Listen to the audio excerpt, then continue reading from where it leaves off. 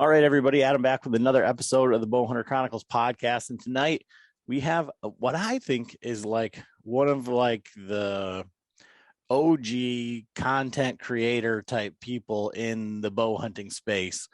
We got the fellas on from Bowhunter Planet, Dave, Jamie, and Tim. And I don't know if you guys want to introduce yourselves so they get the sound of your voices and all of that, but we'll kind of let you kick it off from there. Yeah, go ahead, Tim. Well, hello. This is my podcast voice. Tim Mazarana. No, just kidding, guys. So yeah, Tim Mazarana, Bowhunter Planet, been with it since the beginning. Actually, Dave and I are the founders. Dave taking the lead on most of the on-camera work, and he's the true talent, if you will, behind the scenes. I do a lot of the podcast work with him, supporting that type of role, but really where I came in to the mix is I had the background in kind of the video photography side of things. That's what I kind of grew up in. My dad owned a company for many, many years in photography and videography and that kind of thing. And it was just kind of a good little fit between Dave and I, besides the fact that Dave and I have known each other since kindergarten. So we go way back between the two of us. But to be honest with you, it's kind of weird. We didn't become best friends until I think it was senior year in high school, really. And it was really, I think, senior year in high school into that summer in between high school and college when we spent our time over in Barcelona and Spain and all of that stuff that we kind of forged an everlasting friendship between the two of us, and just kind of rolled from there. Went to college together, although that's a long story as well. Went to college together, graduated, always knew that we were going to do something together. And this is just what kind of came out of it. So that's my spiel, Dave. Take it away, buddy. I'll let Jamie go real quick. Get his out of the way. Yeah. This is Jamie here. You know, I'm the model guy, the one that looks great in all the photos. That's me. I went to a rival college than these two guys. Thank God I didn't go to their high school. There's a lot of stuff coming out of that town nowadays. But no, in all seriousness, I met Dave in what 2010, 2011, somewhere in there, yeah. And then, you know, the wife was like, yeah, my new friend has a husband that hunts. I'm like, yeah, sure he does. And then he actually did. And then, you know, I kind of got into the whole Bowhunter Planet thing, and then the rest is history. So this is a funny story, because when I met Jamie was the biggest like Matthews fanboy ever.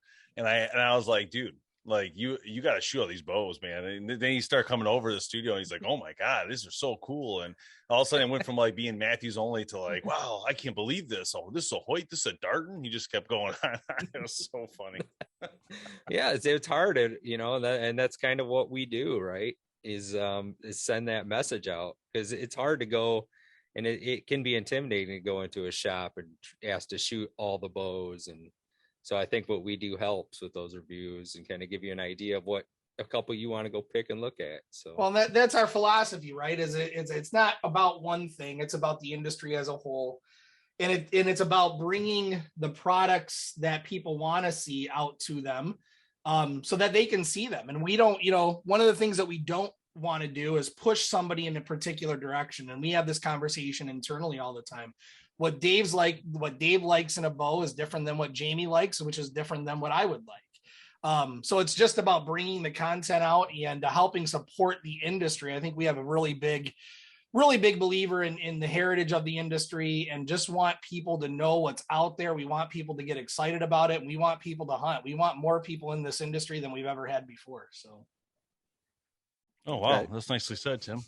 Thank you, buddy. So Dave Thomas, you know, the funny part is I heard Tim talking about the original Bowhunter Planet, but the funny part is that I actually didn't want to be the talent for Bowhunter Planet. I was actually always assuming we would use other people, but then I realized like there was no way to do this without one of us having put our face on this. There was just no way. Like, it was just time wise, you know, someone would always have to be filming something and doing something. So that's kind of how that happened. But I have never wanted to be the face of BHP, to be honest, but I unfortunately had to do it, because if I didn't, then we didn't have a chance to survive, period, at the time. So, but it's been nice because what I love about BHP the most, to be honest, is just the community, the working with the companies, working with other brands, doing promotions with companies. I just think it's a lot of fun. And we've always been the kind of company, for the most part, that is a non-exclusive company. And we've done that for a lot of reasons, mainly because we just don't want to discriminate against any bow brand just because they sponsor us. Another one wants to sponsor us. So we never really allowed them to do that. And we've been asked years and years. And so what we would do is give them like hunt shows that we could, dedicate. Back in the day, we haven't really do that anymore, but that was how we were kind of helping with that, where we could dedicate a brand. Bowtech's done a few over the years. Darton's done a few. Hoyt's done a few. So we were able to help those companies with some sort of content on the side. But the thing about us has always been just, it's more, about solo hunting, filming by yourself, and not really a full production, what you would see on these major networks. That's not what we ever were trying to be, in that sense. But the other thing about BHP that's fun, I love the most about it, is we don't compete with anybody. So like there's really no one who does what we do, and there's no brands that do the same concepts as us. The people who do bow reviews are usually pro shops now, or big shops like Lancaster and all those, but we're not really competing versus those guys. It's not in our intent, nor do we care. So it's kind of nice, like, to just not worry about it. And the sponsors we do have and the companies who support that Test Live show, they don't care about numbers per se. They care more about the right people putting, their fingerprint on certain things. And that's what I love about this industry. It's not always about volume. It's not always about, who's the biggest, Hannah Barron out there, who's getting millions of views. It doesn't work that way in this industry. That does help. Don't get me wrong. That does sell itself in different sections, but for the most part, most of the industry people, they want to believe in you, and they want to believe in what you're working on as a whole and how that contributes to the sport and heritage of archery. Yeah. So from that perspective, like, on the objectivity side, like when somebody sends you something and then you're like, well, this is kind of garbage or whatever, like, how do you deal with that and then still like honor the company? Because it's real easy. Like for a bow, for example, I don't know how. I think that's probably got to be one of the more difficult things to do. And I don't think that any of the bows are like junk or whatever nowadays. But at the same time, like, you're not going to like the same thing in a bow that I do, that Jamie does, that Tim does, right? So for you to say, like, to be anything other than just to like read the specs and shoot it and show people, like, how do you say, maybe steer somebody one way or the other without being specific or like biased or whatever? If Jamie's a Mathews fanboy, every Mathews that comes through the building is going to be like, greatest bow ever. This one's longer, right. This one's shorter, but still good. Yeah, I think we try not to do that, right? And I think at least when I'm helping do the videos, I'll emphasize things that I like, right? Like I don't like bows that jump, that are just that fast anymore. I'm getting old. I like bows that lock in. So if you see me review something and it's locking in the way I want it, I'll talk heavily about that, because it's something that but he's not going to sit there and bash it if it doesn't. No, I mean, if it jumps, I'm not going to be like, this thing's a piece of junk, I wouldn't use it. Some people like that, right? Because I've had a bow in the past where it gave me target panic because it jumped so much. I just stopped using it. And it took happened to me as well. Took me a while to get back into it till I found something like, say, like an Elite, where it locks in and forever and you don't have to do anything. It takes that jumpiness right out, and it took my target panic away. Yeah, and I think that's the point, is that facts are facts and opinions are opinions, and what we try to stay away from is negative opinions. And to that point, Adam, is like, what I like would be different than Dave, would be different than Jamie. So even though I might have a negative opinion of a certain aspect of a bow because I don't like it better than something else, that absolutely does not mean that somebody else would pick up that bow and think it's the best thing in the world.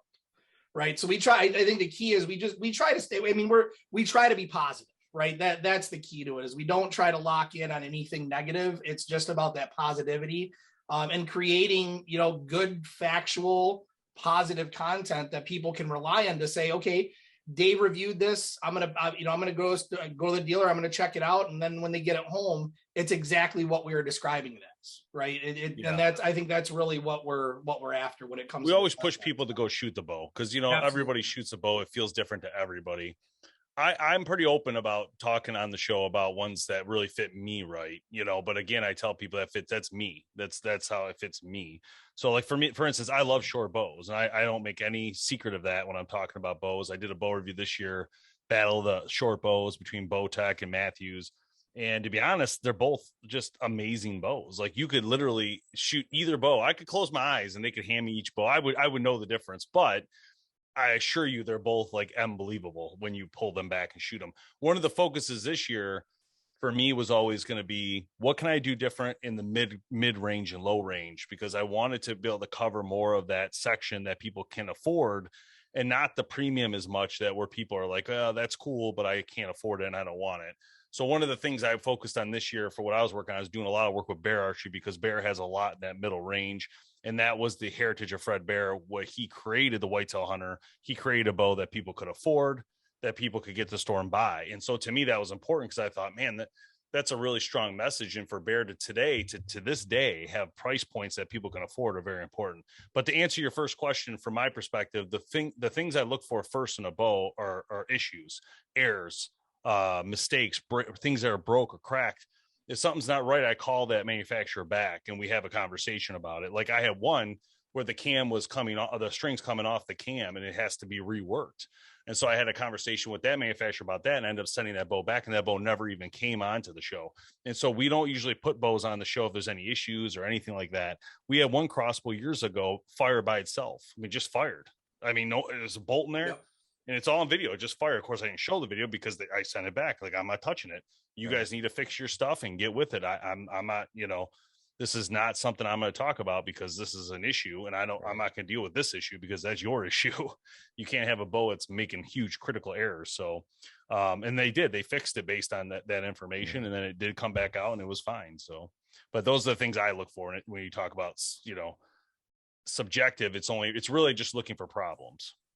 So like, one of the things that you'd gotten kind of into there is something that I want to talk about, which is like the low end and mid range bows.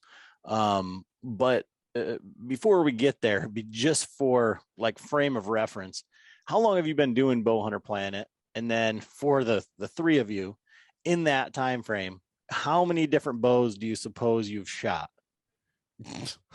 Let me go first. Wow. So no, we founded Bowhunter Planet in 2009 in Dave's garage. So we've been doing this for near on 13 years now. Yeah. So it's been a great run. I mean, we've had a lot of changes, a lot of adaptations, as you can imagine, just with technology alone. When we first started back in 2009, we were running cameras with actual film tapes, right? Where you had to take those tapes out. You had to go in, you had to play it back into the computer, record it while it was going into the computer, and then you can start editing it, right? So, I mean, just the technology change that we had, in the 13 years that we started off doing it has been a huge change from, I'm going to call it analog, although it wasn't, from analog over to this digital world that we are now. I mean, even the last 2 years, right? This Zoom thing that we're doing right now, that really came about in the last two and a half years because of the pandemic. So, I mean, just technology changes in general. But the number of bows that I can say that I've shot, and I can be very specific about this, is 2. Because I'm not the compound guy. So if you ever watch our stuff and you ever kind of listen to our podcasts, I know a lot about it, but I don't typically shoot compound. That's not my world. And it's not going to be in the near future because of a shoulder injury, but I'm the crossbow guy. That's what I love. That's what I do. So in the niche of what we do, I've shot a ton of crossbows, but compounds are really the expertise of Dave and Jamie on the show. Okay. Oh, Jamie, go. I mean, less than Dave, but I mean, it's got to be in the hundreds, right? That's good. And then we kind of pick a bow that we shoot every year. So, we keep talking about me and Matthews. I mean, great bows, but I haven't shot it since Switchback. So just for everybody. But I think I went Darton, Obsession for a while.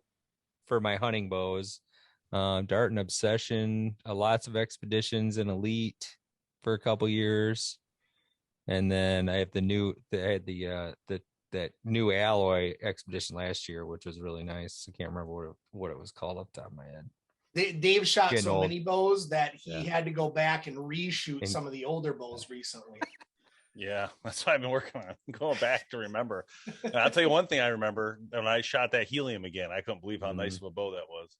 I was like, dang, this thing is way nicer than I remember. And that's from 2014. I mean, that's that's many moons ago in the bow industry world. I think we need to kill something with that this year. I'm just saying. That's a nice bow. I'm not gonna lie. Like I'm down with it. I don't know how many I've shot honestly, but it's been hundreds for sure. And I think that, you know, we're doing this new classic series, which we could talk about in a little bit, but doing that series on top of it is amazing, because now I'm actually getting into the bows that, you know, way before my time, way before BHP, way before even I started shooting archery. And I've been like constantly looking for bows that are older. And right now I'm kind of focused on Pearson. I'm trying to get some of the old Pearsons. And so I've been working on that as we speak, but I focused on Matthews first, just because it was the easiest one to focus on at the time.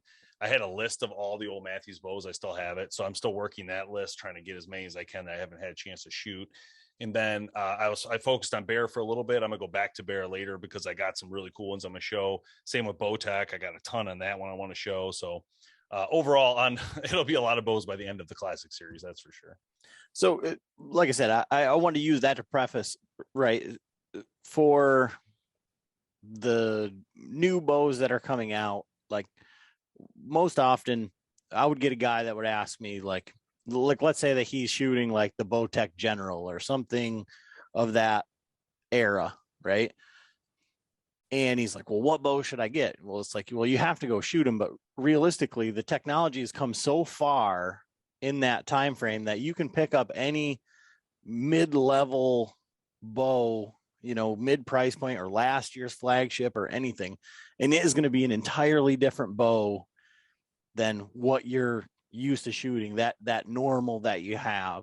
So in that mid-level price range or whatever, like, what bows are out right now that have really impressed you from, you know, let's say that like $500 to $700 price range? Because right now, you know, you talk about flagship bows and guys are saying, well, you know, I don't need that, or I can't afford that.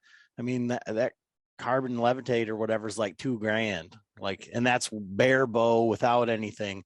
And it's like, and there is a faction of people that won't buy a bow or will look at it and say, well, that bow is not even $1,000, like for Bear, like their flagship bow is like $999 or something like that. Like, well, how can that be a flagship? It can't be as good as the $1,500 Hoyt or whatever, you know? So I would say that, you know, for me, when I think of that price point, or I think of any price point realistically, I had two brands come to my mind no matter what. So Diamond and Bear. So those two, in my opinion, dominate the middle ground and lower ground of the bow manufacturing. PSC has a few, like the Brute, but those bows have been around a long time. So I don't know. I don't see a lot of people shooting those as I do like the Bears. So the Bear launched a bow this year called the Alaskan. So that would be a bow that it's a pro shop bow, meaning you have to get it from a pro shop, and it's around 530 bare bow with nothing on it. So it allows for some room there if you wanted to spend, say, $700, $750 to add in some accessories, which frankly, you know, you can do very low cost. So if you're a person who doesn't go to this, you know, hunt every weekend, if you're someone who's not going on backcountry hunts and all that, then you don't really need like top of the line sights or top of the line rests. Like I have no issue with like a Whisker Biscuit. I'd use it for literally 90% of my hunting. But like if I was going to go backcountry bow hunting, you know, in, you know, Kansas or somewhere in Canada or something rough, I would probably use something more all metal, you know. Same with the sight. Like I do an HHA, but I don't really need an HHA unless I'm doing something. Of course, I'll shoot an HHA. They support what we do and different things. I love HHA, but I could easily get away with a plastic sight, no problem. If I'm going in a tree stand 20 feet up, shooting a doe or a buck, whatever, and I'm going the same spot once every month, you know, not even that much. So you can get away with very low cost if you're not a huge hunter. Bear also offers ready to hunt packages, RTH they call them. That'd be more like the legit. The legit's a little bit cheaper than the one we talked about, so that's like a 450 bow, but that's got everything on it ready to go. So if you're a new archer, the legit would probably fit you a little better. If you're an archer who had the Bowtech General, was looking for something a little bit in that space, then I would suggest for sure doing the Alaskan, or you could do the Escalate. That's like 780, a little bit more, but a little bit faster, more powerful bow. So it just kind of depends. And if you want to flip the diamond, actually it's not even diamond now I think about it. They changed it. It's Bowtech now, but it's the Carbon Zion, which is a sweet bow. I don't think it's like the same exact carbon as used like on a Hoyt or a PSE that you talked about, but it's still a nice bow. We've shot a lot of them. They've actually I don't know, was it Jamie, Carbon Icon? They had a couple other versions of it. Now it's I shot that bow in here, and it was a great bow too. It's a great bow. And actually I just told Bowtech this year, I'm like, can you please send me that in tan, because it looks sick. I'm like, that bow looks really cool. The Zion, and that I believe that one's like 700 or 800. I was trying to look it up for you guys. $800, so that's 800. It's a little bit the higher range, but still a very nice, cool bow for the price. That's under $1,000. And then from that point on, once you get into that $999, then you're talking the Bear Refine, which is their top model, which is a sick model and competes directly with all those other higher brands, even though it's cheaper. But like I said, Bear's always been in a position where they're trying to do something a little different than the rest of the industry. They're not trying to go over 1,000 and push people into that. They don't want to get into that price point war. There's no point if they can do it for less, so why get yourself in there if you don't have to? I would say Elite created one this year called the Basin, which is a nice bow, but I do want to point out that it is not the same shooting bow as, like, let's say the Envision. So if you shot the Envision from Elite, you'd be like, man, that bow is killer. But the Basin's a nice bow, not taking anything against it, but it's definitely not the same feel of shooting. That bow, I think, is around 600, 700 right in there. And it's a nice bow though, but it comes as a package too. You can get it as a ready to shoot package. They call it RTS. And that's a good bow too. But I would definitely recommend shooting the Envision if you're looking at an Elite, because it is a very, very nice shooting bow. It's funny that you had mentioned those two specific bows from Bowtech and Bear, because Bear sent us an Alaskan, because I asked them, like, what do you think about it? And they said, well, try it out. Here you go. And so I've been shooting that for the last week or so, like just got it set up.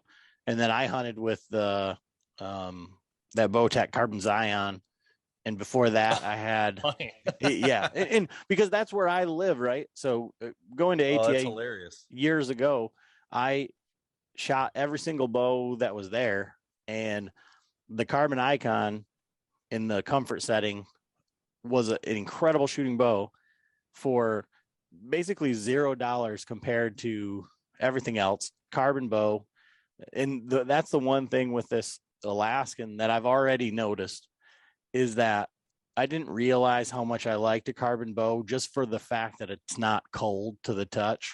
Like, right now shooting, it's just completely different. But before that, I shot that Diamond Deploy, and then I shot Carbon Knight before that. And it's, basically same riser, but that Carbon Knight would rip your arm off. And it was just a violent cam system there.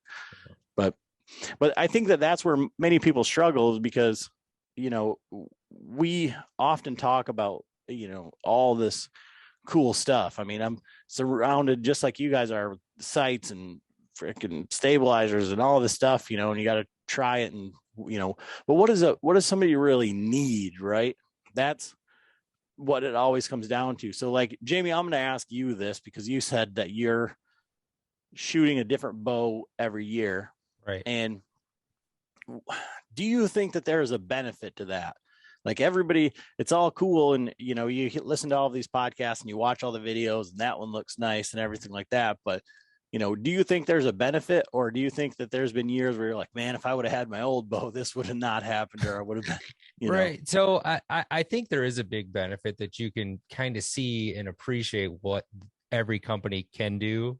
And you're not kind of pigeonholed, just like we talk about fanboys, which, I would have tried anything, but actually getting it in my hands and trying it made a huge difference. Right.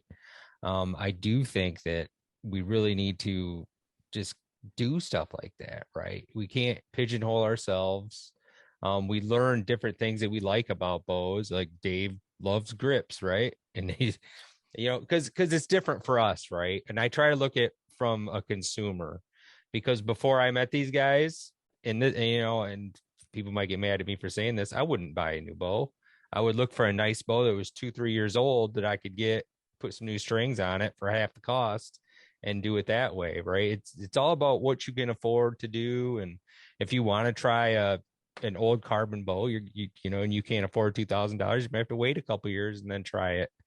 But I think it's a good thing that I've seen all the different ways that carbon came up. And just like I remember when Obsession came out and how cool all the patterns were and how fast they were, right? And just seeing how companies have grown, kind of level off, and this company shoots up.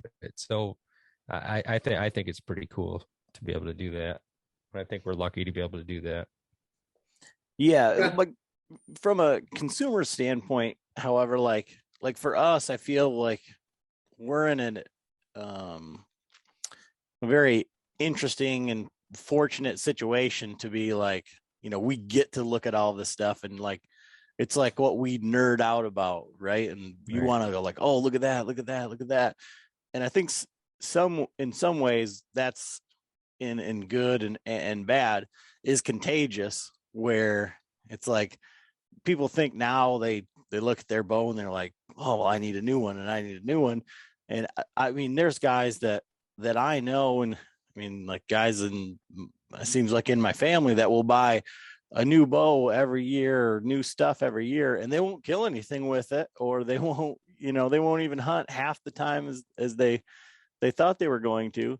And then they're looking at like, what do I need to buy new for this year? And it's like, well, I don't even think you gave that a real shot, No, I mean, that comes across too. I'll jump in real quick. It's like sometimes, when I think maybe when, this is all over, when we're old men or whatever, I'll probably have the same bow for 5 years at a time, because then you're learning it. It becomes a part of you, right? We're just so used to, sometimes we get a new bow, I go shoot it for 20 minutes, and then I gotta go hunt with it because I just got it at the last second.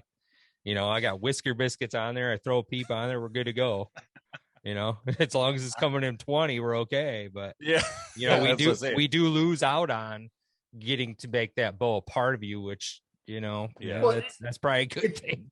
It's interesting that we're talking about this, because no more than 4 days ago, Dave and I were talking to Josh Jones, who owns a pro shop out in Washington area, and we actually asked him this question, right? Like how many comparatively do you see people buying bows every single year over year, or do they hold on to them longer, right? And that was actually a big part of the conversation that we were talking about.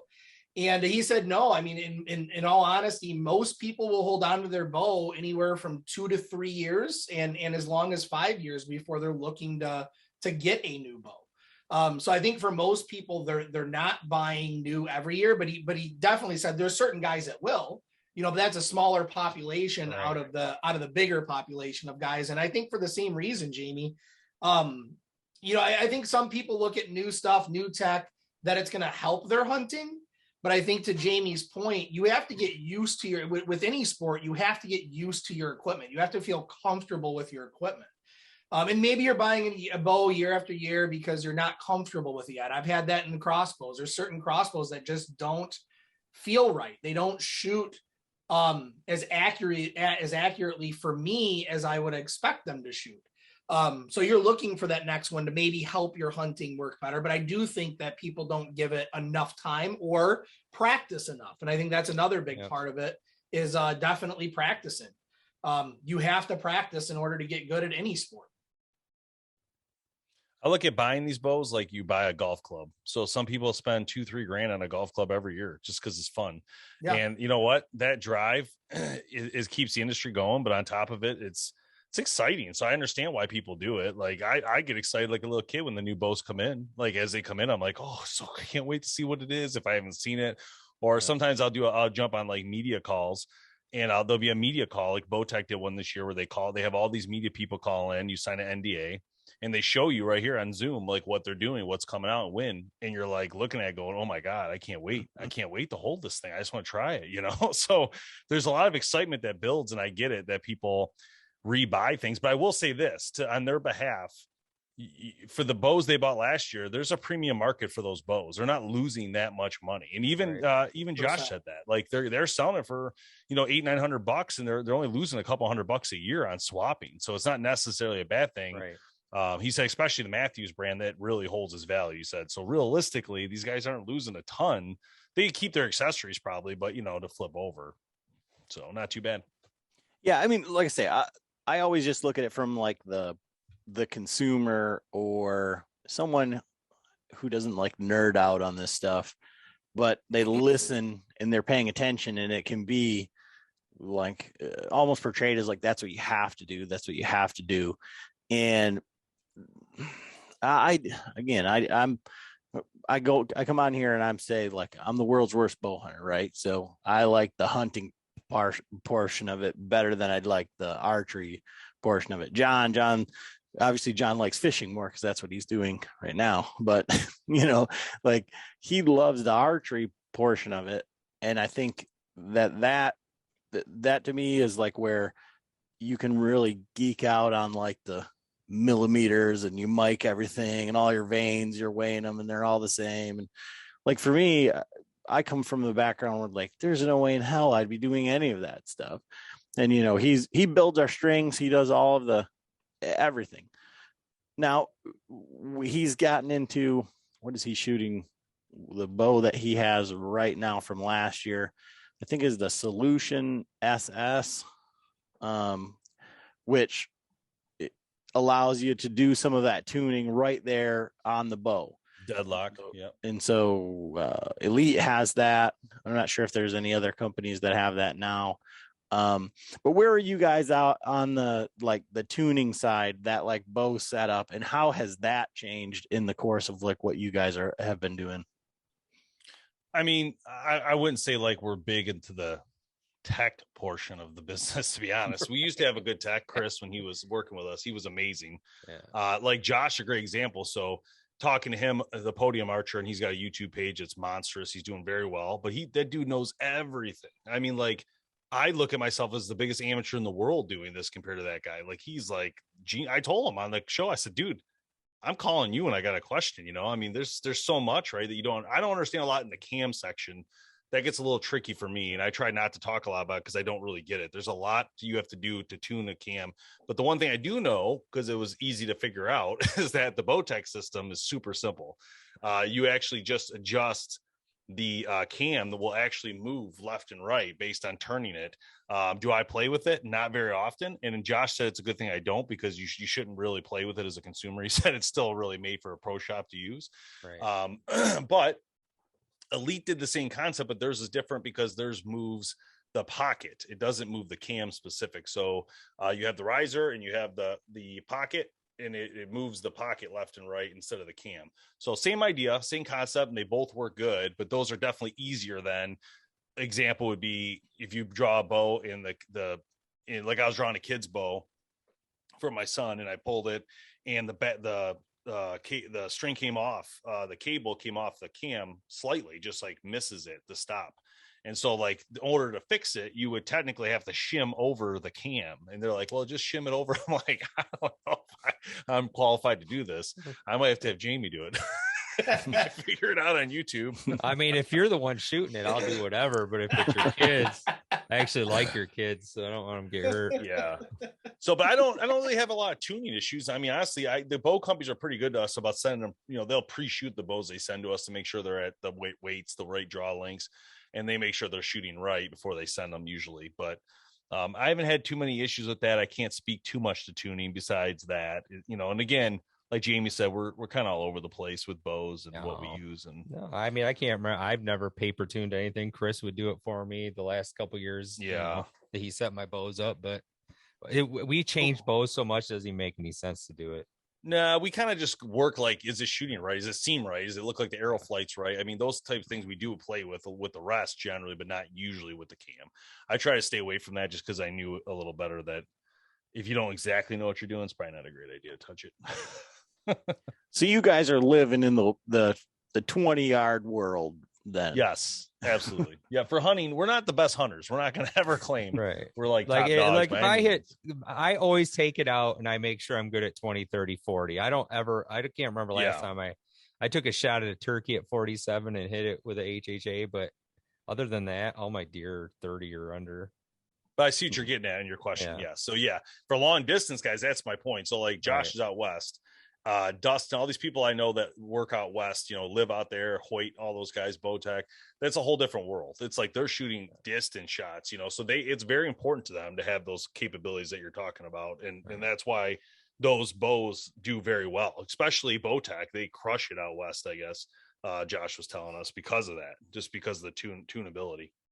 Yeah. And so I don't come from that background, but like I remember getting my first brand new bow and my father-in-law's like, hey, we got to paper tune this, you know, we got to do all of this stuff. And I'm like, what's a paper tune? We took newspaper and we put it across the back door of the garage and taped it up there. And he's like, just shoot it through there. And I'm like, well, where's the arrow going to go? And he's like, there's a target out there. It'll probably hit it, you know.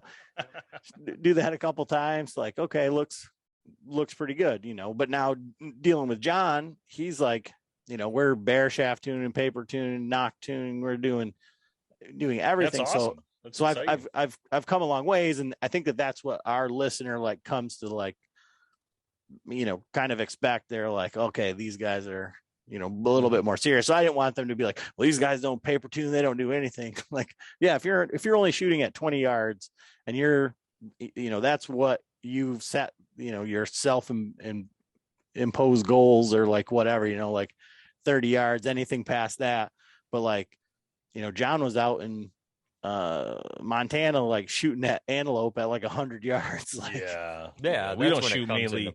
I don't even think we have many spots past 20 yards, to be honest. I mean, most of our stuff's pretty Michigan based hunting. It's not like crazy stuff. Now, if we go on any travel trips, I usually then consult with some of the bow techs in the area to make sure I'm good. But that's only happened once that I've had to do that. So with that, and like, you know, most of the time, the tuning, the long distance stuff, any of that is, you know, like I say, based on long shots and arrow flight. And you've been doing a lot of broadhead testing and stuff lately. And so where are you guys at with like the fixed, mechanical, heavy arrow, all of that? Yeah, most of the testing's been short range, ballistic, like, you know, breaking metal, breaking wood, just to see what happens, just for fun. I mean, a lot of people, you know, we've been using TikTok a lot lately. It's been very, very positive for us. And I actually love it a lot because there's a lot of new archers on there, a lot of community that's new to the game, and a lot of questions. I'll go live on TikTok. There'll be 100, 200 people on there asking me questions, constant questions. Like, what's best for somebody who doesn't know what they're doing? And what's this? So I love it. It's like, to me, it's like a home run. Cause like you're getting the people who don't do this industry, right? They don't know anything about it.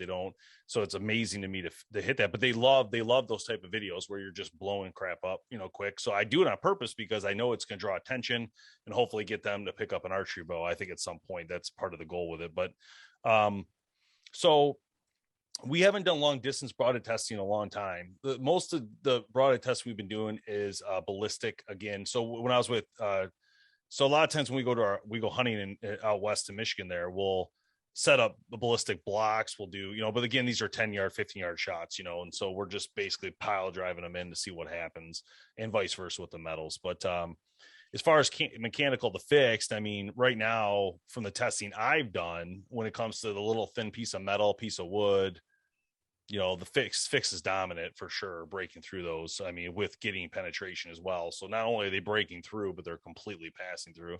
A lot of the mechanicals, some are making it through, but not really completely passing through the system. They might get stuck on the feather or the feathers or veins or whatever. But to be honest, one of the biggest holes I seen this year was the Annihilator. And I was very impressed with the hole it put through the metal. I mean, it was like a chunk gone. And the other one was the one that Tim that we just did that you didn't air yet, the Helix. That thing is like a thick piece of metal, and it hit and it like literally left a huge gap I was like, dang, if I was doing traditional, I absolutely want this for sure. And I would even consider doing it out of a compound. I mean, it's more like a two blade. It looks like a Magnus or something, but it's vicious. It's such a thick cut blade. I think it's a very similar shape, and I had heard that there was like an issue actually with like the Kudu Point guys, I think, on that Helix. Oh, really? Yeah. So that Helix is a pretty thick single bevel, kind of like I don't know, like a. Oh, I see what you're saying. I'm looking at it now. Like a Star Kudu. Wars looking. Similar. Yeah, you're right. X-Fighter looking thing. Yeah. So, but I think Aaron from the Fall podcast works with those guys, and I went to check them out at ATA, but I couldn't find anybody in their booth. Which company was it? Helix. Oh, Helix. So Helix is, I believe, owned by and with America's Best Bowstrings. They're part of the same conglomerate. Yep. And that's why, because I know Aaron works with them as well. So, but it's interesting that you say that, because that Annihilator head gets a lot of questions. So like so I'd imagine it's hard for you to like say, okay, yeah, that we're doing these tests for fun. This is penetration, blah, blah, blah. But like, how do you think that would fare like shooting a deer? Because it's not a very wide head, right? I mean, that's a great question. I feel like the only way you're going to know is to test it on a deer. I wouldn't know how to. I'm very interested in myself. Like, so after I shot it, I was very interested when I saw the hole, because I thought, when I saw the hole and then I saw it went through the system and actually cleared, I was like, okay, well, shot straight, went through the system, I left a huge hole. I guess the next step would be to take it a little further, 20 yards on a 3D target, just to see if it flies right, because that would be the next step. This indoor stuff's easy, right? It's like 10 yards. There's no flight test in it at all. So I think the next step is when summer hits and spring, is we'll get outside. We can start actually retesting all these at, maybe make sure our bow's good. We'll probably just do 20 yards, maybe 30, because again, we could try 50 and 60, but I'm not that great of a shot. And I think I would just mess up and it'll just look like the arrow did something, but really just because I suck. So I don't want to put that in, unless I have like an automatic shooter, which I don't have, which would be sick, like a Spot Hog shooter or whatever they used to have. That would be cool, and set it up and just fire away. But I think the next step for this broadhead for me would be, and this one's in that line for me to test again, because I was very impressed. So this will be the 20 to 30 yard 3D target shoots coming up. And what we'll do is we'll film it with, we'll shoot it first with the field point, make sure everything looks straight in slow motion, the arrow flight, like we were talking about earlier. If that looks good, we'll swap with the broadhead with the lighted knock again, fire it under slow motion, see if there's any tilting or, anything going weird. So we have to, check that out first. But if it hits where it's supposed to hit, I'd be good. Now, a good example of this is we did the same concept test with the Muzzy 1 a few years ago. We shot it like this through the metal and the ballistic gel. We were pretty excited about it. I then engaged Muzzy to get more of them, because I was like, listen, I think I want to hunt with this one, so can you give me just a few more packs? No problem. They sent us packs. First thing that happens, I had a mechanical error. I shot on too big of an angle and I hit a deer too high in the, I don't know, where I hit that deer, in the brisket with the Rage. It didn't go in very far at all. Yeah. So I was like, dang. And so then all of a sudden I got into this mode of like, all right, forget mechanical, I'm back to fixed, right? So then I went back to this Muzzy 1 that day. I started shooting it again after it was in my mind. I already had them. And I was like, I'll start shooting these again. Let me just retune with this to make sure everything looks good. And it did. And I went out with a crossbow that night and I shot a doe at 46 yards, just cleaned. I mean, it was just like right through the heart, hit the heart, went right through it and right through the whole animal. And it was a perfect line of, like, you could see the light go off and it was just a perfect beam right through the heart. I was like, whoa. And then we got that one. So then I was like, you know what? I'm going to use it with my compound. So then I think it was, I don't know, was that year I shot that buck too, No Boom? Later? Yeah, it was. It was a couple, might have been the same weekend. Yeah. No, maybe not. Whatever. Anyway, there was a nice buck that came in and he was in a different spot in the morning. So I moved, and that night he came back through and I had that Muzzy 1 on and I smoked him right in the lungs. He went 45 yards and dumped. I mean, it was like, so that one checks off for me. That one's done. So in that situation though, like let's say that it is one of these TikTok hunters or these guys that are starting out, and they, found you on TikTok. Now they're listening to this podcast and they listen to that anecdote right there. So in that story, why would you ever switch off of that Muzzy one if you were not sitting on an office full of 700 other heads? I don't know. Why did I use it? Oh yeah, good. No, why would you ever move? Like, so from a new hunter's perspective, like you said, this rage didn't work for you. It was mechanical. You had issues with it. You were happy with the penetration tests and everything that you'd done with this Muzzy one. You went out, you shot 2 different deer, killed them. They only ran X amount of yards. Couldn't sing any higher praises. For a person who does not have the ability to try any broadhead, any reason to change. I get what you're saying now. Why would you change? Yeah, I don't know. I can't. There's no answer to that. No, we got a lot of guys that won't change. I mean, Dave can attest to this. We can't make like one of our guys, Ron, shoot anything but Schwacker. But it's our job. This is what we do. It's our job to keep testing and try different ones and let people know our responses. And that's why, so here's another thing, right? So like the Rage, I went to Texas and I shot 4 animals with a Rage and I killed every single one. And it was a bloodbath. And every single one was a good shot, right? But the shot I took on that deer earlier in that day was a bad shot. It was a 5-yard shot on a steep angle and I hit it in a terrible spot. So that was completely my fault. It wasn't the broadhead's fault, but at that moment you get into this mental state that you go through, and this happens to every archer I know. And you're like, whoa, second guessing, like, what am I doing? Maybe I should be using a fix. Cause I mean, clearly in that position, I do feel I would have killed that deer with a fixed blade broadhead. I do feel it would have busted right through the brisket and it would have went down far enough to kill the deer. Whereas this, when it hit with that mechanical in that area coming in the top like that, it just didn't have it. It's just too much in a 60-pound bow wasn't enough. So that's when I thought, well, if this deer comes in close like that again, because I'm on a run, I don't want to have this situation. So that's kind of how that started mentally for me. But I would tell people, like, I've never had an issue with the Rage besides that point, that exact moment. And I've killed probably 15 deer at Rages over the years, to be clear. But every shot has been broadside, clean shots. So I've never taken a quartering away or quartering at or anything like that. This was probably the steepest, hardest shot I've done. I don't know about you, Nopum, but for me, that's kind of how it's been. Right. And I mean, you're going to have to test stuff out one way or another. And I know broadheads are $30-$40 a pack. And, I would kind of look for ones with the practice heads. And that's how I would start. I'd have Muzzies with the practice heads, because I didn't know anything about paper tuning or tuning anything. And I'd have to adjust the bow enough where it would hit straight. And then you got to learn it. And then it's whatever you like. Like Tim's got the Ramcat shirt on. Like I shoot everything right with what we do. And the Ramcat's always on. And that's a fixed blade. And I love. The truth is, though, there's a lot of good blades. Right. And that's what I was going to say. I don't think there's a wrong answer here. And I know we talk about mechanical, and I even bring up the question a lot, mechanical versus fixed. Now, I know my answer, but my answer is a personal answer. My answer is, in my mind, maybe it's superstition, maybe it's not.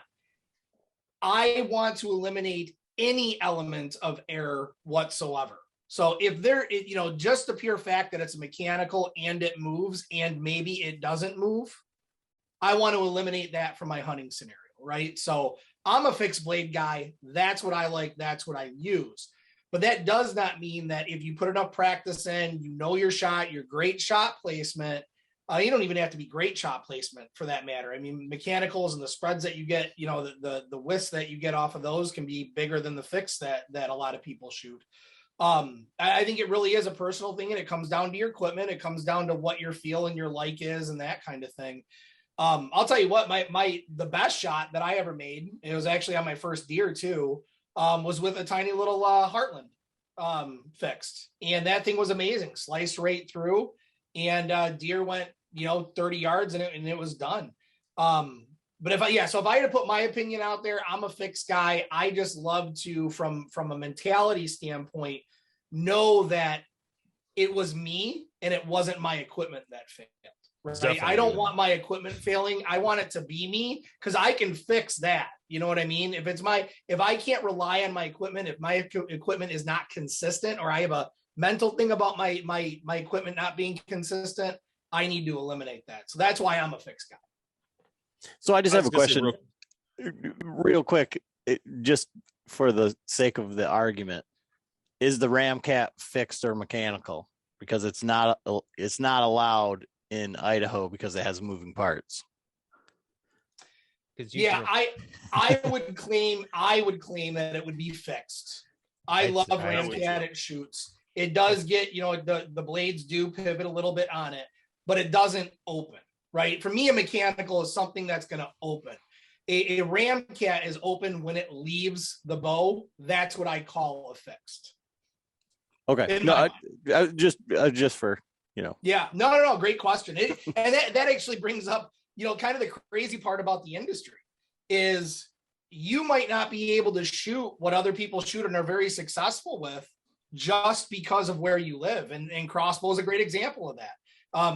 What you can use and where you can use it is different state by state. So you get a lot of range of viewers out there. They have a lot of different questions, a lot of different scenarios, because their scenario is just different based on their rules and regulations. The broadhead Tim's talking about is the Hydro-Shock. I want to be clear on that there are different ones. Ramcat does have different heads. So. Okay. There's a bunch of different ones. Yeah, because when we were going out to Idaho elk hunting, it was like going through and it specifically says fixed blade, blah, blah, blah, and Ramcat you can't use because it moves. I love these laws. These what little is with rules these everywhere. It's funny though, because Ramcat does have a pure fixed blade, but I thought that's probably why they RDNR did it then. That's probably one of the reasons. I thought our DNR came up with stupid shit, but let me tell you, some of these other states. They all love it. I would love to know the reasoning behind that, though. I would love to know the reasoning, because usually when you get regulations like that, those regulations are put in place because it's unfair. Maybe in this case, they're thinking it's unethical, but then why are they distinguishing between mechanical and fixed? What's the difference to them? Like, what research do they have that says like a fixed is either A, more ethical, or B, levels the playing field between the hunter and the animal? Because that's usually where you get your regulations from. Research, so that would be very interesting to talk to them about why that rule would even exist. Well, I think it's exactly the argument that you said, where you want to take any gray area or whatever out of it. And so they don't want moving parts and, whatever. Right. Yeah. But I would imagine. And then of course there's some lawyer that says, well, what about this one? Because, and it's a guy that doesn't hunt and doesn't, he just knows that that one moves. So that would thus make it a machine, thus making it mechanical. Well, whatever. Yeah. Yep. I hear you. Yep. No, we had it's the same argument between compound and crossbows all the time. All over the place. Yep. So in the time that you guys have been doing this, like, how has the industry changed, and how has that changed like what you guys are doing? Well, how has the industry changed? Yeah, I mean, the industry has changed. I think for us, the industry's changed completely in my mind. And Dave will shed a lot more insight, I'm sure. But the industry, I think, has realized that they have to move into a new realm of branding, advertising, marketing, and that social media space, right? So, I mean, that's where we live, right? Is that social media content creation world.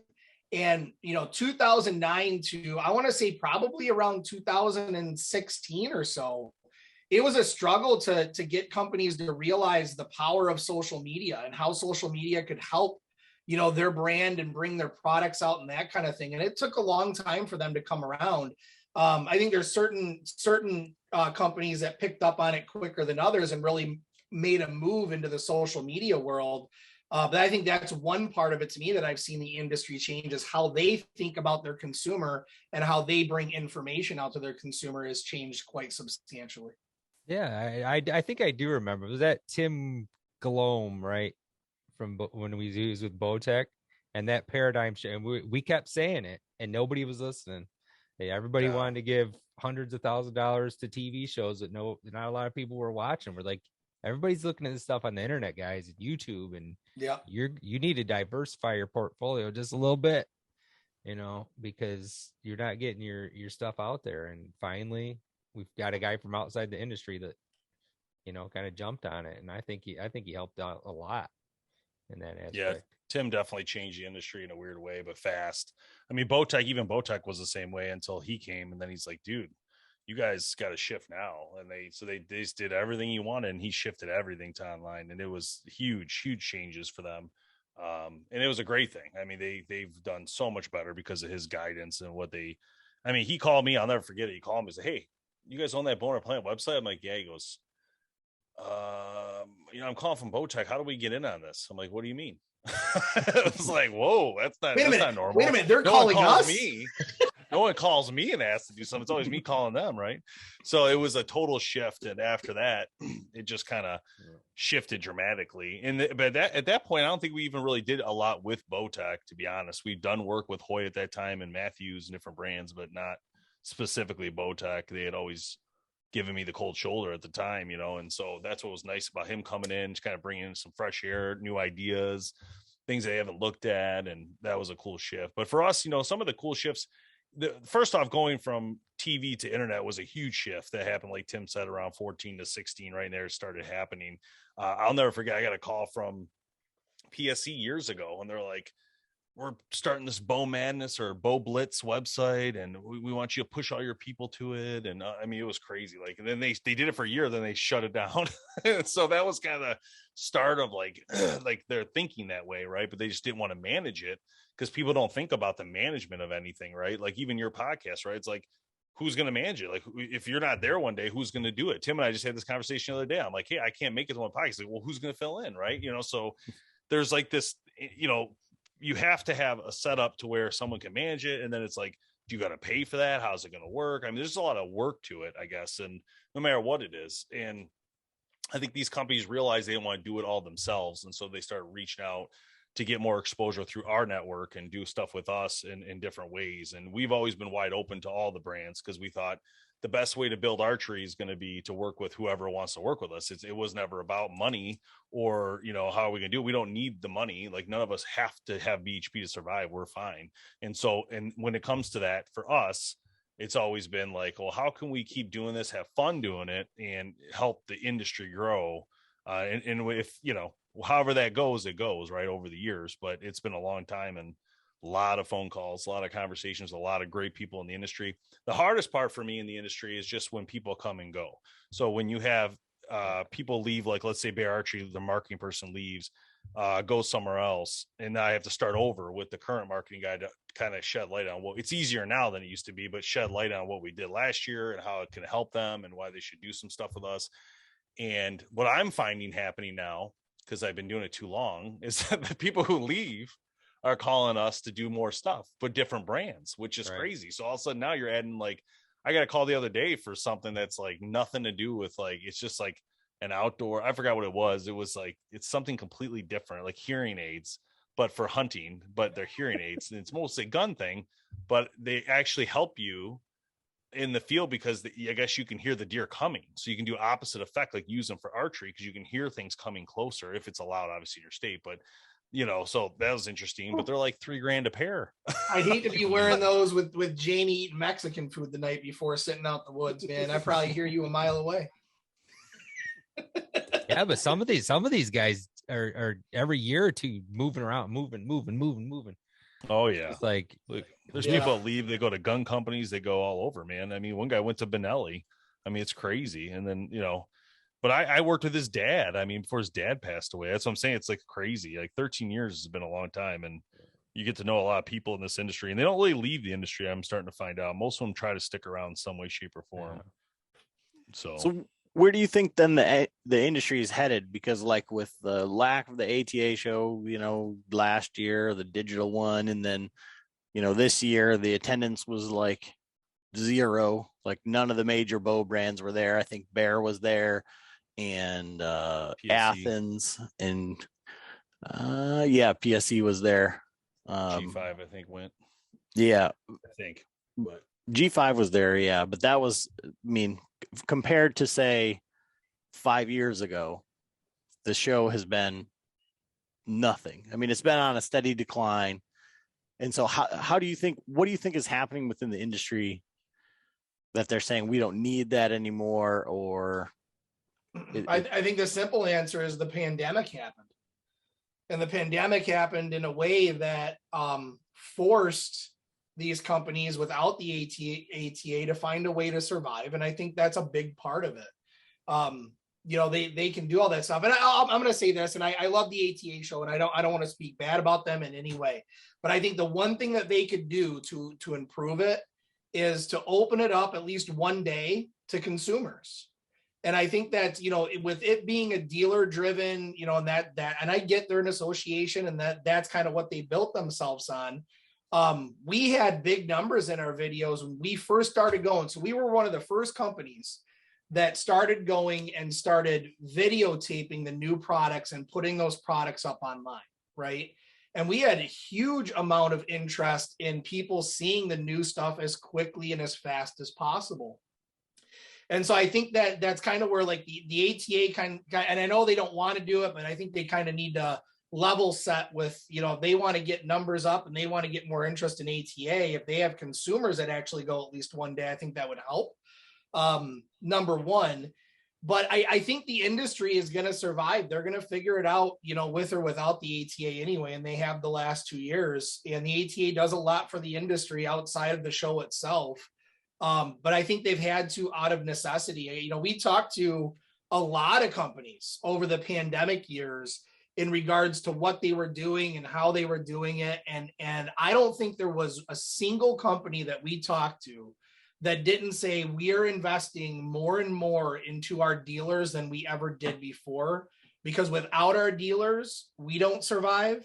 And our dealers need to survive along with us. So they spent promotions, they spent, they did all this different stuff to help drive people into the dealers so that they could drive the industry forward through what was happening. But that's a long-winded answer to my first, couple of words there to say it really truly was the pandemic that pushed all that. But I think prior to the pandemic, you were even seeing that, the November prior to say, 2019 for 2020, instead of releasing their new bows at the ATA show, now they're doing it online, and now it's a race to get your next year's bow. And that was pre-pandemic. And then even you're right. And even pre-pandemic, they like removed, half of the press or increased the prices so that there was like half of the people that were there. Right. Yeah, I think the industry kind of, I'm going to throw it back to the whole social media move, right? And how companies are really moving and have been moving to more, digital, online-based social media to push their products. I feel like that really came because the companies realized that the dealers are going to buy the bows that their consumers want, right? So the companies from what I know, started releasing the bows as quickly as possible in these big events online because they wanted to drive that consumer need for it, that consumer desire for it. So that when dealers went into ATA show and they're signing their deals and they're buying their bows, they're hearing from their customers as to what they want to buy before they get there, right? So I think it was a way for the industry to show the consumers what they have so that they could, have their dealers have good, accurate information in regards to what their consumers are wanting, what they should be purchasing. Yeah. I mean, the answer to the question is the pandemic was the igniting. It was like taking a match and throwing it in a field. It was what everybody hoped for. They didn't want to go to the show. This is not something they want to do, but they didn't have the guts to not go. Everybody else was going. And if you didn't go, you had a chance to lose all these sales, right? But this gave them all the opportunity to work together to get out of it and not have to pay all these fees all the time and all these advertising dollars and all this stuff, especially when they knew the dealers would buy direct from them and through their own dealer network instead of have to go there. So I honestly think it was just a match waiting to ignite. It just, they didn't know what to do. Like, how can they get out if everybody else is there? You don't want your competitors to go if you're not going to go.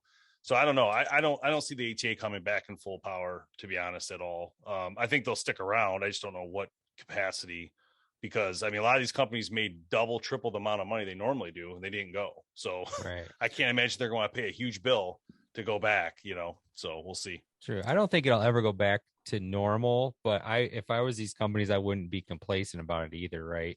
You're already seeing, like my wife's a big Peloton person, whatever. That company's going way down the tubes now because people are going back to the gym. And, the new people that bought a bow, are they going to buy a new bow every year? Like, I think we still need to make a push marketing wise. I wouldn't take it for granted that we're just selling our stuff out nonstop all the time. And that's the way it's going to stay. Because I just bought a camper and I can damn well tell you in 2 years, I'll probably wish I didn't because the prices will be down the toilet because everybody will be going on they'll be going on planes and going on vacations again. You got to think ahead. And I hope they're all doing it. They're smarter than me. Right. But I'd still try to find a way to reach out to your people. But to that point, so like, let's say that they did have this money savings and that's what was why attendance was down and the whole paradigm has changed about how they're going to connect with their customers, whether it's now online and dealing directly with the dealers and all this stuff. They made 3 times the money, right? What are they doing with that within the industry? Are they just getting richer, or are they doing things more innovative? Are they changing the way they're interacting with their actual customer base? I think it's got to be a mix. No, I already know this answer. So they're taking clients on hunts. They're doing tons of stuff that they couldn't do before. They got that money is able to do a lot more things. Yeah. Number one, they're doing a lot more marketing that I've seen. They're picking up shows left and right. I'm only speaking for one company. I'm not going to name the names because I just know what's going on. They picked up like 3 shows, internet shows. They picked up some internet people, TV show, some influencers, and then they're doing other things like Total Archery Challenge. So they're starting. I just think there's a lot going on, a lot more with that money than could have been done if they would have just stayed at ATA. Yeah, but I think it does have to be a mix though too, because one of the things that these companies are doing is their R&D. Like you would think that, okay, we made a lot of money, let's put a bunch in R&D and we're going to come out with some crazy stuff next year, right? But a lot of these companies, their money has already been spent for the next 2 years on the R&D, because what they're launching today, they've been working on for 2 years. It's not we come up with an idea and we launch it in 9 months type of deal, right? So they're doing that mix. But I will say that I think we have seen in the last couple of years some of the coolest inventions out there. And I think companies willing to have that extra money, that are willing to take that extra risk to say, we're going to put this out there. We don't really know how it's going to be perceived, but we want to try it to see if we can crack an egg open somewhere. I think is a really good benefit out of all that as well. Yeah, that's something I don't think people think about, is like the actual time frame on this. And I mean, when you get into it, like, it's mind-boggling, like who actually owns all of the patents and who are the guys that are actually coming up with the designs. And I don't think that the list is as long as people would think. Yeah. Yeah, no, I would imagine that a lot of people would be surprised about that as well. So I can't think of a better group of guys to come on here and like talk about the industry and the history of the bows and all of that sort of stuff. And we've been, kind of going back and forth on that. So what does Bowhunter Planet have going on? I know you guys are giving away a bow, I think on TikTok or something, right, Dave? And what else do you have going on like within the Bowhunter Planet realm? Yeah, we just been focused a lot on the Test Lab show. And inside that show, we've been doing the classics version, which is a lot of fun. I've been spending most of my time on that. And then within that, I've been working on a lot more reels and TikToks and YouTube shorts. Just trying to build those platforms and get them going. Like I said, I thought it was really cool, the TikTok community. Tried to build the YouTube one a little bit more, but it's a lot slower going. And I think that's because it's just not new community. It's just like the same community that's always been there. So I think that's part of the issue with that side of it, but still working on it, trying to learn stuff from it as well and build both. Then we obviously focus on our podcast. We've been, Tim and I have been really hammering out a lot of episodes with that, just trying to guest on after guest on. Like, we definitely want to have you on soon here and get that going. But, just getting everybody else's perspective on what they do in their industry and what they do in this industry and how they're making it their own. It's just a lot of fun to learn all that and see what other people are doing for their, content and what they're doing to work on things, whether it's a pro shop like Podium Archer or, yourself with a podcast of your own, things like that. And I just think it's interesting to see the differences. But the classics version real quick is just, it's a really cool version of what we're doing. Cause it's like really stepping back. And we teamed up with a couple different bowstring manufacturers, Gas Bowstrings, America's Best Bowstrings, and A3 bowstrings have been helping us restring and recable all of those bows, which is great. So we'll send them 6-8 at a time. They'll redo them, send them back. And we'll get to work on them because a lot of them are just messed up, dry rotted, and they're old. So that part's pretty cool. And then for the bow giveaways, we are giving away an APA bow on YouTube coming up at 50,000 followers or subscribers. And then at 100,000, we're giving away a Bowtech SR350. And then on TikTok, we're giving away a Diamond Atomic, I think it is, at 150,000. And then at 200,000, we're giving away an Elite Basin RTS package on TikTok. So 4 bows total. I don't know how long it's going to take the YouTube one to get to 100,000, but my thought is if it doesn't get close to it by the end of this year, we'll move it to TikTok and move everybody over there for that and give it. Yeah, nobody wants a 5-year-old bow if it doesn't get there. Yeah, it's got to. If they can't get it done by the end of the year, I'll just move it to something else. So yeah, but we are firing, really on all cylinders. What we're doing right now is trying to produce as much content as possible, because right now is our time to backlog our content that we have in our library to be able to support us through. Because, we're all working guys, right? We all have day jobs. Bowhunter Planet is not our day job. So we try to get as much content as possible, as quickly as possible, so that we can take the time with the family. We got turkey season coming up. I do a lot of camping, all that kind of stuff. So we try to get a bunch of content loaded in as early in the year as possible. So that way we can use that content and can spend our time at that point posting and editing and all that kind of stuff. But we try to fire on all cylinders. I mean, TikTok, YouTube, Facebook, Instagram, but thankfully we have somebody that does that for us, Chris McGee, who does a great job with our Instagram page.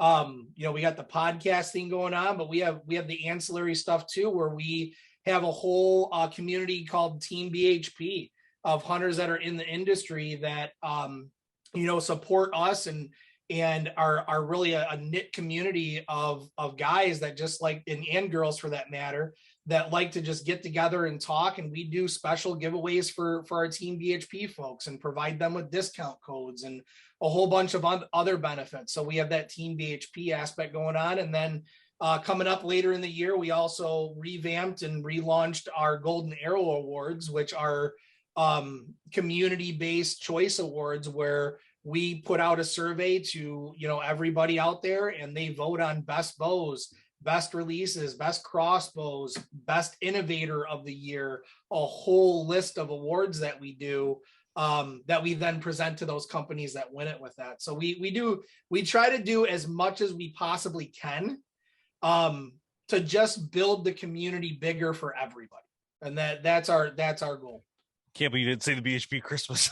Yeah, you know what? I wanted to forget that for a little bit, but BHP Christmas, as much work as that is, it is an absolutely amazing time. So once a year, yeah, it is a ton of work, but once a year, we do this big, huge live show right around Christmas time. It's usually the week after Christmas or week before Christmas, depending on scheduling. But I think this year, I want to say, I hate to throw a number out there and be wrong, but I want to say it was upwards of $10,000 in giveaways that we were able to give away on that live show. Crazy. There was over 60 prizes that we gave away, and there was, six or seven bows that we gave away, and a whole bunch of other stuff. But this is a good example, though. I just want to point out, this is a great example of the love that BHP gets from the industry. Absolutely. So the industry has been with us since the beginning. They've seen the dedication we put into this for very little money.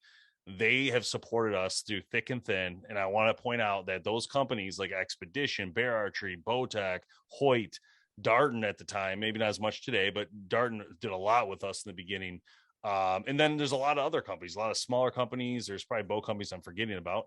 And I sorry if I did, but those guys have come through every time. I send them an email, hey guys, we're gonna do the Christmas. Oh, we're in, we'll give you a boat, no problem. We'll send it direct, right? It's amazing like how easy it is because of the fact that they know we're here to help. They know we're here to support this industry and grow the heritage. So that's one of the things that I love that part about it. Like, I love that we have that ability and that they trust us to do it and do it right. It's just amazing. So I want to go around the room before we kind of wrap this up. I don't get to ask this question very often. We always ask like what bows you shoot and all that, and we'll get to that in a minute. But since you've been doing this for so long, and like you guys have, I have no idea how many podcast episodes, but it's like a ton. So for the three of you, like, what's been your favorite podcast that you've done? I'll tell you, we might all have the same answer to this one, but it was a long time ago, and I think the most memorable one was when we had Ted Nugent's wife on. She was our scheduled podcast, right? So we started talking to her, and obviously Ted has to come up at some point. So we start talking to Ted, we start talking to her about Ted, and she just turns to us real quick and says, "You guys want to talk to him?" Like, I think that was one of those, like how in a podcast, awkward silence is like the worst thing in the world. I think there's the one time it wasn't necessarily awkward silence. It was just really. And we all just looked at each other, which felt like 30 seconds. Like it was probably 5 girls. But then Ted jumps on the phone and it was just a great time. You can't stop Ted's mouth. You can't stop, what's going to come out of his mouth. So funny. And here we are just all gathered around a table, recording this thing. We're all trying to hear it. We're all trying to talk. And it was just I think that was the funnest one. And probably just more memorable than anything else because it was surprising to us. I was a little nervous about that. Was the only time I ever really been nervous on a podcast, because all of a sudden I went from like no big deal to like, oh my god, like what do I ask this guy? Like I'm supposed to like lead this thing. Like what do I say? And so like, because I know he's very obviously, whatever the topic is, and he's gonna speak to it. He knows it, inside out. Hard to get a word in at all. Yeah, I was like, but we just talked about Fred Bear, and it was easy. So yeah, I would say the other one we did that was cool was Bud Fisher when he came to our studio. We had a great time, him and his team. We ate bear chili, Canadian bear chili. It was awesome. That was a lot of fun. I know the guys from Walk On Archery came to our studio. That was a good time. And I think after that we did the driving in cars with Bud Fisher and like a mobile podcast. I actually changed it. This is very funny. I put riding in cars with Bud Fisher, and it didn't do that very well on video views. Then I changed it to Rut Daniels, driving in cars with Rut Daniels, and all of a sudden it went ballistic. I'm like, what? I'm like, why didn't I think of this before? It was so stupid. So they're like, this is the guy. People are like, this is the guy who plays Rut Daniels. I'm like, yep, this is him. But otherwise, live feeds with like Bear Archery, Bowtech, those have been really cool and really interactive. Expeditions coming up, we're doing with them coming up.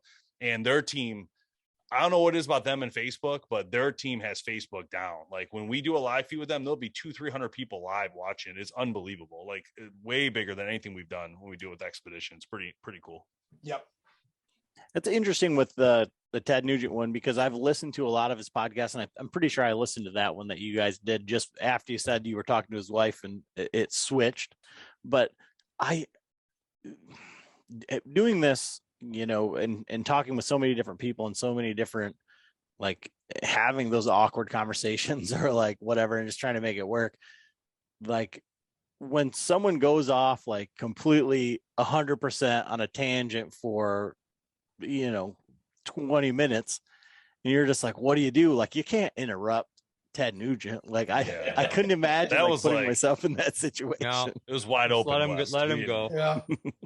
It's funny is we do a live podcast every year at the Woods and Water Show in Michigan, and we didn't do it last year. We're coming back this year, but every year we do it, and then we play when we're not talking like this. We end up just playing the old versions, and we play the Ted version.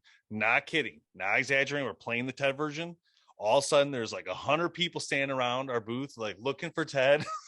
This is hilarious. We're like, what the heck? They're looking for Ted. Like, where's Ted? People are yelling, and we're like, he's in this back room. Which he wasn't. Then this lady comes up I've never met, and she goes, where are they? I'm like, oh, they're not here. This is pre-recorded. She goes, because Shemaine's my best friend from high school. We went to Troy together, Troy Athens, and all this stuff. And she called her. She called Shemaine right there on the phone. She's like, oh, they're playing your podcast right now. It was so crazy. I'm like, this is nuts. Oh, that sounds like a lot of fun anyways. I mean, Really cool. have the interaction from the crowd and all that sort of stuff. Yeah. Oh, so funny. Yeah, there was a moment in time where we were doing that where there was near on 100 people because we started giving away, just merchandise. We let kids and spin a thing, little kids. Yeah, but at one point we just started throwing some stuff out to the crowd, and it was just I swear I thought we would have needed security at the end. I thought it was in a concert. I'm like, people are like all like this, like a whole bunch of people, and we're throwing shirts like a cannon. And like these people are like going nuts. They're like, I'm out in the crowd with a microphone. Like, who are you, sir? Where are you from? Yeah. The coolest thing, though, I got to say, with all of that stuff are the kids, man. The smiles that they have, and it's really cool to watch them. Get something free, but also there's been a couple of younger archers that have come up that have thanked us for what we do. They listen to it, and that's kind of the cool thing is. We don't get a lot of feedback, in day-to-day online. Obviously, everybody wants to type online and give you their feedback, whether it's good or bad. But when you go to an event like that and they're like, guys, thanks, man, I listen to your stuff all the time and blah, blah, blah. That's really cool to see in real life. And we don't get to see that enough. So doing shows like that is really fun. So let's, again, around the room, like, what are you guys shooting? What bows are you shooting this year? And like your complete setup from broadheads, release, or I don't know what you use, Tim, like a glove. I'll be honest, it's a little bit too early to tell. It is, yeah. I don't have one yet usually I won't make my decision typically until sometime in July or August after everything's in. We know what we have, we know what we're doing, because some of the stuff that we give in, we're giving away for giveaways, and we come up with ideas to do with different stuff, so we're kind of fluid this time of year.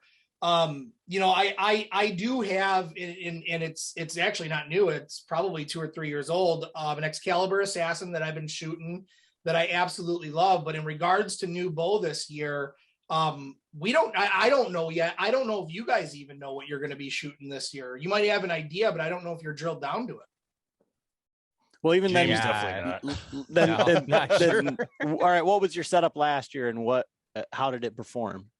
Yeah, I did 2 bows last year. I did the Bowtech Solution SS, which you mentioned earlier in the show. I love that bow. It's literally one of my favorite bows of all time now. So smooth.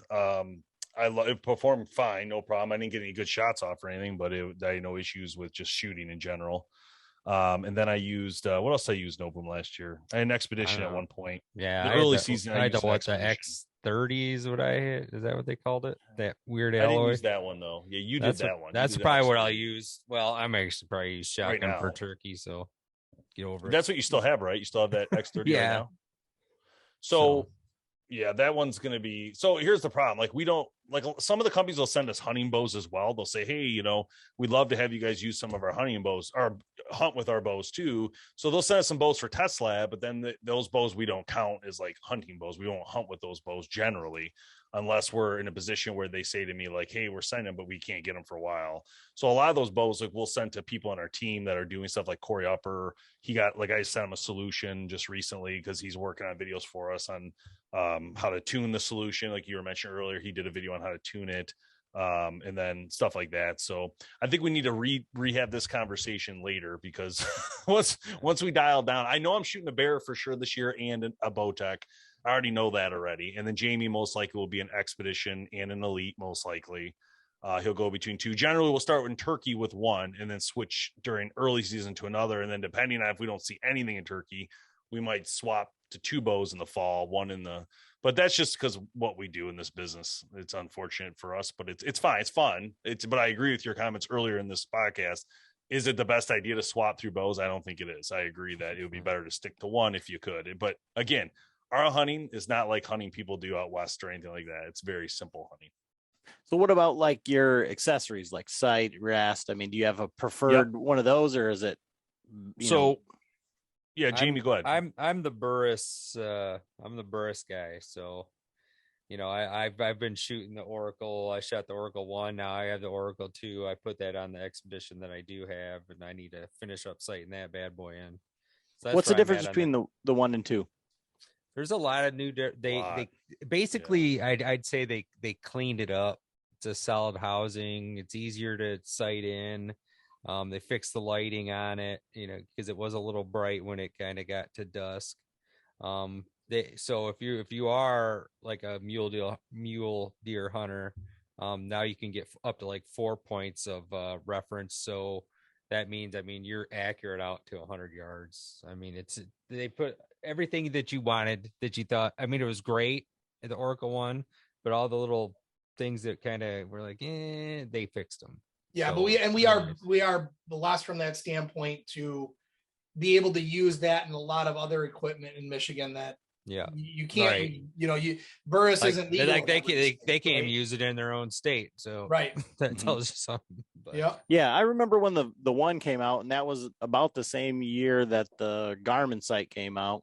Right. And we within the podcast talked about it, and the Burris was a much better product for glare, for battery failure, there was just so many things that Burris had going for it over the Zero or whatever.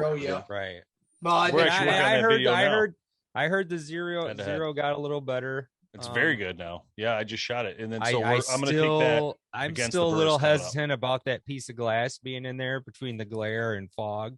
I'd have to see that personally, right? Because you never know until you're in the elements what that does. But maybe they did something that took care of that. But that'd be what I'd want to see. Sure. And so I generally use an HHA for me. I like HHA optimizers, Tetras. Generally, that's what I'd be using. And then we all use Cobra releases right now because part of a test lab deal we did with them. So and honestly, I only use Whisker biscuits anymore. Yeah, me too. Because halfway through the season, something's always coming loose, and I'm out in the field, and I'm buying a new one. So now I just leave it on there. That's typically because Jamie sets them up in the first place. No, even Chris messed one up. Throwing him under the bus, throwing the professional archer. Yeah, Chris isn't around throwing him. Yeah. Yeah, he doesn't know what he's doing. He does. It just came loose because I actually shot it a bunch that year. That's a terrible statement. I actually shot it a lot. We live in the city, right? So, no, we don't shoot every day. It's just the way life is. But indoors. Well, indoors like 5 yards. 18 yards. Good for form, but yeah, exactly. Well, guys, this has been a blast, and I really appreciate you coming on and just cutting up. And I think, like I said, that stuff about the bows and the price points and all that stuff, those are questions that we get a lot from guys that are either like looking to upgrade a bow or looking to change.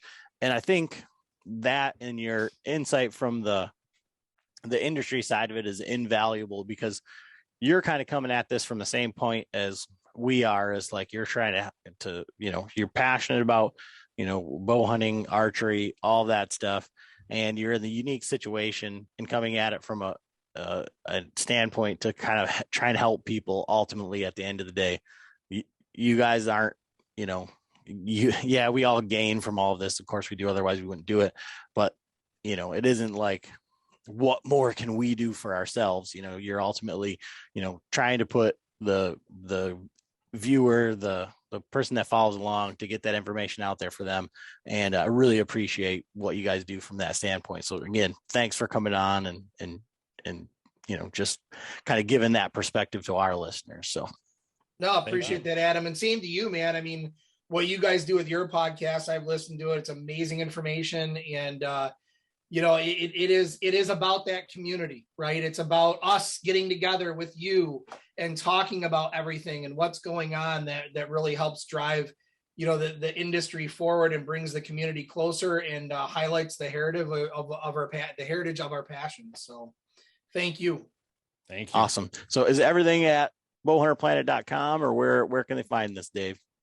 Yeah, it's the easiest way. Just bonerplanet.com. There'll be all the links at the All top the to get links. across the whole social network. Awesome. There's Thanks, a lot guys. of it. All right, we'll see you. Thank you.